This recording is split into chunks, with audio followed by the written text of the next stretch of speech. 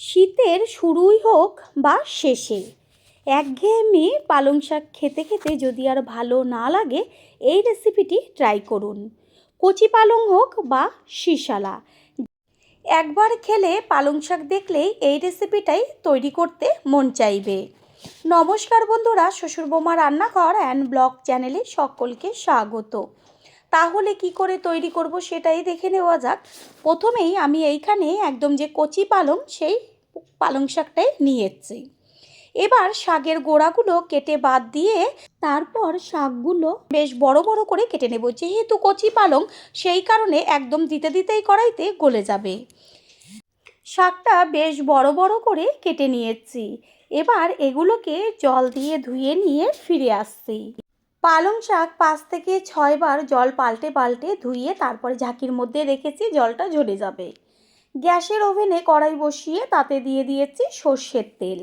এটা আপনারা সাদা তেল দিয়েও তৈরি করতে পারেন। তেলের মধ্যে ফোড়ন দিচ্ছি একটা শুকনো লঙ্কা আর ছোটো চামচের 1 চা চামচ 5 ফোড়ন। গ্যাসের ফ্লেম লোতে রেখে ফোড়নটাকে ভালো করে ভেজে নেব। ফোড়নের থেকে সুন্দর একটা গন্ধ বেরোচ্ছে। এই পর্যায়ে এর মধ্যে দিয়ে দেব আগে থেকে কেটে রেখেছিলাম পেঁয়াজ, সেই কুচিয়ে নেওয়া পেঁয়াজ। এখানে আমি একটা বড় সাইজের পেঁয়াজ ব্যবহার করেছি। শাকের পরিমাণ অনুযায়ী পেঁয়াজটা কম বেশি ব্যবহার করতে হবে। পেঁয়াজটা তেলের মধ্যে একদম বেশিক্ষণ ভাজার দরকার নেই। একটু তেলের মধ্যে 1.5 থেকে 2 মিনিট মতো নেড়ে চেড়ে তারপরেই এর মধ্যে দিয়ে দেব ডুমো ডুমো করে কেটে নেওয়া আলু। আলু ভাজার সাথে সাথে পেঁয়াজটাও খুব সুন্দরভাবে ভাজা হয়ে যাবে। আলুটা তাড়াতাড়ি সিদ্ধ হয়ে যাবার জন্য দিয়ে দিচ্ছি পরিমাণ মতো লবণ। লবণ আলু আর পেঁয়াজের সাথে মিশিয়ে নিয়ে গ্যাসের ফ্লেম লো টু মিডিয়াম করে আলুগুলোকে ভাজতে হবে।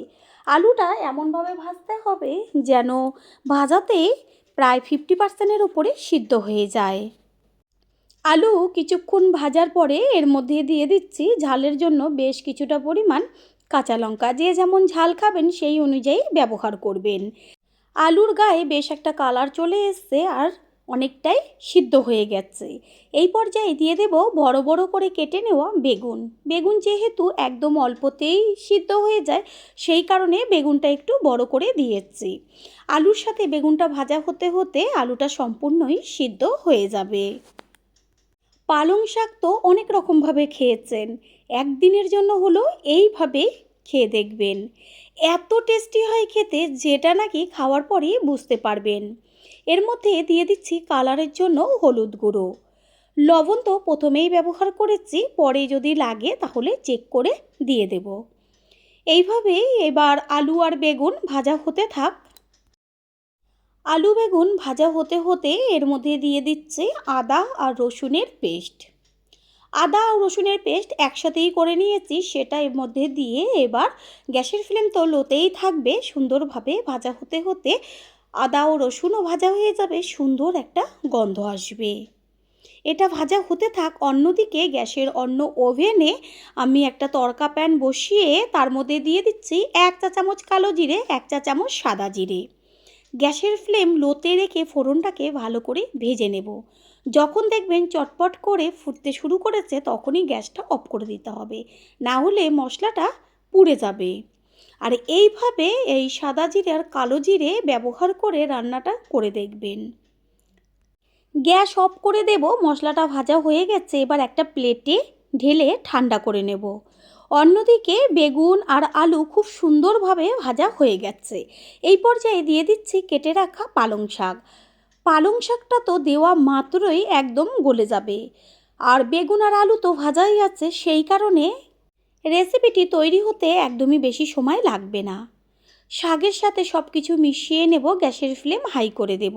আর শাকটা দেখা যাচ্ছে অনেকটা, যখন মজে যাবে তখন একদম অল্প হয়ে যাবে। শাকের মধ্যে এবার দিয়ে দেব স্বাদ অনুযায়ী লবণ। লবণটাকে আস্তে করে খুন্তি দিয়ে নেড়ে মিশিয়ে নেব। আর লবণ দেওয়ার সাথে সাথেই শাকের থেকে জল বেরোতে শুরু করবে। যতটুকু জল বেরোবে একদম রেসিপি পারফেক্ট তৈরি হয়ে যাবে। লবণটা দেওয়ার পরে আরেকটু বেঁচে ছিল শাক, সেটা সম্পূর্ণটাই দিয়ে দেওয়া হলো। পুরনো বন্ধুদের সবসময় আমাদের পাশে এইভাবে ভালোবেসে সাপোর্ট করার জন্য অনেক অনেক ভালোবাসা।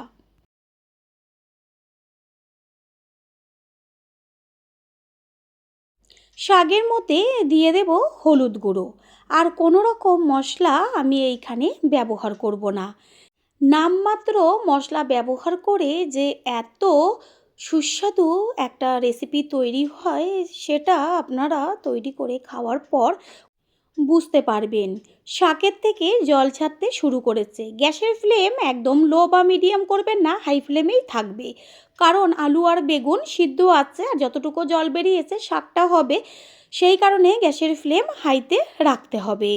একটু কিছুক্ষণের জন্য ঢাকনাটা চাপা দিয়ে দেব। আর ওই থেকে যে মশলাটা ঠান্ডা করে রেখেছিলাম, সেটা একটা থেতনির মধ্যে করে রেখে এবার হাত দিয়ে একটুখানি ঘষে দিলেই খুব সুন্দরভাবে গুঁড়োটা হয়ে যাবে। মশলাটা গুঁড়ো হয়ে গেছে। অন্যদিকে কড়াইয়ের ঢাকনাটা সরিয়ে দিয়ে তারপর খুন্তি দিয়ে একটু ওপর নিচ করে দিতে হবে। এই পর্যায়ে এর মধ্যে দিয়ে দেব ওই যে মশলাটা গুঁড়ো করে রেখেছি, সেই মশলা। এই মশলাটা দেওয়ার সময় এত সুন্দর একটা গন্ধ বেরোবে, আর চেক করে দেখিয়ে দিলাম আলু সম্পূর্ণ সিদ্ধ হয়ে গেছে। সম্পূর্ণ মশলাটাই আমি ওপরে ছড়িয়ে দেব। তারপর শাকের সাথে ভালো করে মিশিয়ে নেব। যারা প্রথমবার আমাদের চ্যানেল ভিজিট করছেন, তাদের আন্তরিক শুভেচ্ছা ও অনেক ভালোবাসা। আমাদের রেসিপিগুলো যদি ভালো লেগে থাকে, সাবস্ক্রাইব করে দেওয়ার অনুরোধ রইল। ও পাশে থাকা বেল আইকনে ক্লিক করলে পরবর্তী ভিডিওগুলো সবার আগে আপনাদের কাছে পৌঁছে যাবে।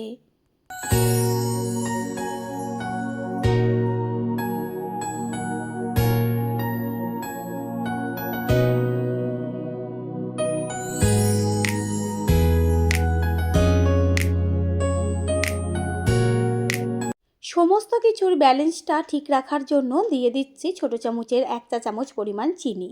চিনিটাকে সব কিছুর সাথে ভালো করে মিশিয়ে নেব। দেখতেই পাওয়া যাচ্ছে যে সম্পূর্ণ জল টেনে গেছে, বেশ একটা মাখা মাখা ভাব চলে এসছে। আর 1 থেকে 1.5 মিনিট মতো হলেই রেসিপি তৈরি হয়ে যাবে।